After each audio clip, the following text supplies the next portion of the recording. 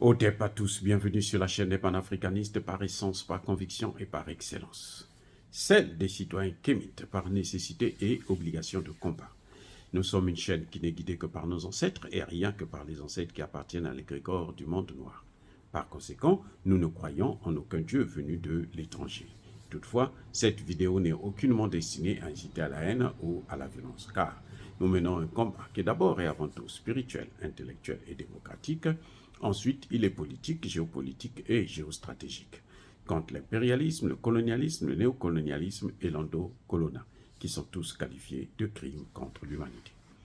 Nous menons ce combat sur la base du principe fondamental que nous avons hérité de nos ancêtres kémites, qui est celui de la Mahat, c'est-à-dire solidarité, vérité et justice.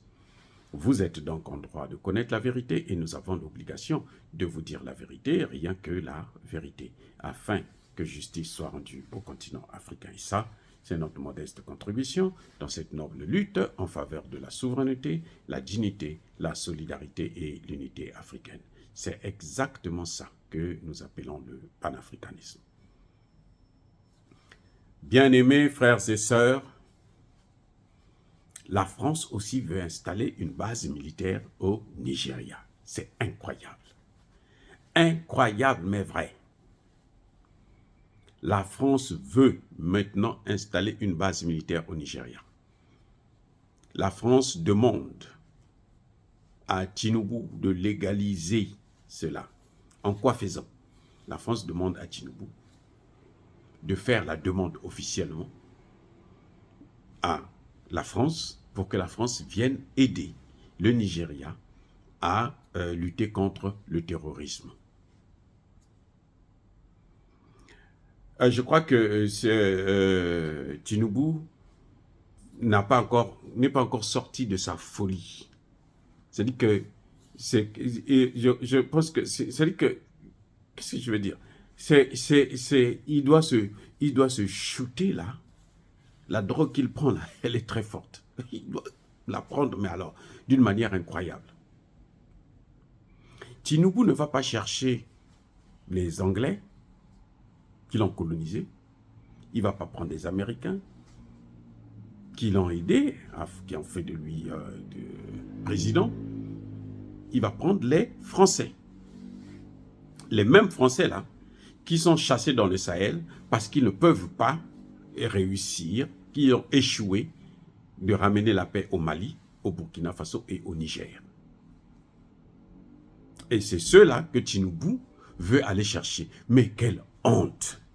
C'est-à-dire que les Africains qui nous dirigent là, ils n'ont pas de honte. Je ne sais pas s'ils ont vraiment, dans leur tête, là, il y a un cerveau. Moi, je serais très surpris qu'on me dise qu'ils ont vraiment un cerveau. Mais en tout cas, si c'est un cerveau, il doit être un cerveau de mort, quoi. Il est un cerveau qui ne fonctionne pas, qui ne sert à rien. Ah oui. Parce que qu'est-ce qui va se passer? Mais c'est la meilleure occasion pour les Français de recruter encore plus de terroristes. Le Mali a prouvé, le Burkina Faso a prouvé que ce sont eux, le Niger l'a prouvé, que ce sont eux qui alimentent, qui financent le terrorisme. Ce sont les Français là. Maintenant, ils vont aller faire des recrutements au Niger et puis ils vont les envoyer dans le Sahel. Voilà ce qui est en train de se préparer, voilà ce qui est en train de se faire. C'est ça. C'est pas autre chose. Mais ce n'est pas Tinubu qui est demandeur. En fait, c'est la France qui veut, parce qu'ils ont échoué à faire la guerre. Maintenant, ils disent que non, ben, faites-nous venir pour venir aider dans la lutte contre le terrorisme. Ce que Tinubu oublie, c'est que ces gens-là qui viennent avec le terrorisme, les terroristes là ne pourront pas rentrer dans le Niger. Croyez-moi. Là, ce qui est en train de se passer là, ce que le Premier ministre est allé faire en Russie là, les terroristes là ne pourront pas rentrer au Niger. Ils vont rester où? Au Nigeria. C'est-à-dire que c'est là-bas qu'ils vont faire des vas-et-vient. Ils vont essayer de nuire. Mais quand ils vont venir au Niger, là, il y a de fortes chances qu'ils ne puissent jamais repartir. qu'on leur envoie, qu'ils puissent effectuer un voyage vers le repos éternel. C'est ça qui est prévisible. Et c'est ça que Tinubu ne comprend pas. Tu peux avoir... L'intention, c'est bien. Mais pour réaliser son intention, parfois, c'est souvent un problème. Le problème de la France, c'est que ils ont besoin d'un endroit pour former, pour recruter. Et là, ils ont choisi Tinubu. Parce que le Tchad, apparemment, ça ne marche pas. Le Tchad, vous savez, au début, le Premier ministre a fait au moins 2 voyages au Tchad. C'était pour informer les Tchadiens que ce que vous avez fait au Mali, là, vous n'allez pas faire ça avec nous. Parce que nous aussi, on risque de vous créer des problèmes. On peut recevoir vos rebelles. Ça n'a aucun sens quand on se retrouve dans cette situation. Donc le Tchad, le Tchad sait qu'il a échoué au Mali. Ce n'est pas au Niger qu'il va réussir, il va échouer aussi. Et Tinubu, lui, il est condamné. C'est pour ça que vous avez vu les Américains, Blinken, après la Côte d'Ivoire, il va aller aussi au Nigeria. C'est justement pour aller négocier pour que Tinubu puisse laisser les Français venir là-bas faire le sale boulot. Pour les Américains, bien sûr. Parce que les Américains savent qu'ils doivent quitter le Niger. C'est question du temps seulement, ils savent. D'une manière ou d'une autre, il faut qu'ils quittent le Niger. Eh oui, c'est un impératif, c'est obligatoire. Donc les Français, ils savent aussi que par le Bénin, ça va être un peu difficile parce que le Niger a mis le paquet à la frontière avec le Bénin. Mais ce que Tinubu doit comprendre, c'est qu'il risque de déstabiliser. Il a 7 États qui ont une frontière avec le Niger. Il risque de déstabiliser ces 7 États. La France ne pourra pas occuper, à moins que Tinubu leur donne, les laisse rentrer avec 10 000 hommes. Et même s'ils rentrent avec 10 000 hommes. Ce qui est en train de se préparer au Niger, là, ça ne va pas être, c'est pas du gâteau. Hein. Les Russes ne font pas dans la dentelle. Donc, ce que Tinubu oublie, c'est que c'est une guerre qu'il est en train de chercher au sein même du Nigeria. Eh oui, c'est une guerre qu'il est en train de chercher au sein même du Nigeria. C'est vrai que les Français auront une opportunité de chercher à se rapprocher avec les hommes politiques nigériens et puis certains officiers peu catholiques, hein, ceux qui n'ont encore rien compris de la situation géopolitique actuelle du moment. Ben, écoutez, ça, on va toujours gérer ça.